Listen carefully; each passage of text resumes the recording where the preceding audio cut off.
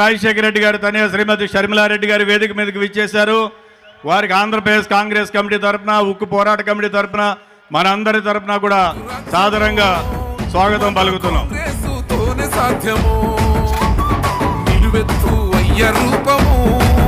నడిచి వస్తుంది షర్మిలమ్మలా, మన అమ్మ సోనియమ్మ దీవించిన బిడ్డగా, రాహులన్న మన కోసం పంపించిన సెల్లిగా, రాజన్న కలల రాజ్యము తిరిగి తెచ్చేది షర్మిలమ్మనే.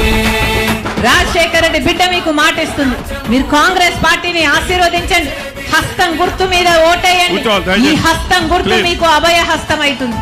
మన ఆంధ్రుల ఆడబిడ్డ గదిగో వచ్చే, ఓ రాజన్న రోజులనే మనలా తెచ్చే, రాజన్న రోజులనే మనలా తెచ్చే, ప్రజల గుండె చప్పుడైన తండ్రి పాలన, తిరుగుబాటు చేసేందుకు తరలి వచ్చే కాలిల, గెలుపు గడప చేరు వరకు వలసిపోదు షర్మిల.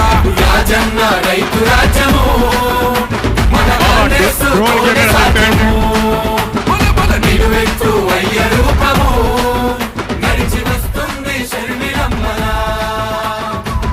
నేను రాజశేఖర రెడ్డి బిడ్డను, పులి కడుపున పులే పుడుతుంది. నేను రాజశేఖర రెడ్డి బిడ్డ వైఎస్ షర్మిలారెడ్డి. నా పేరు ఇదే, నా ఉనికి ఇదే.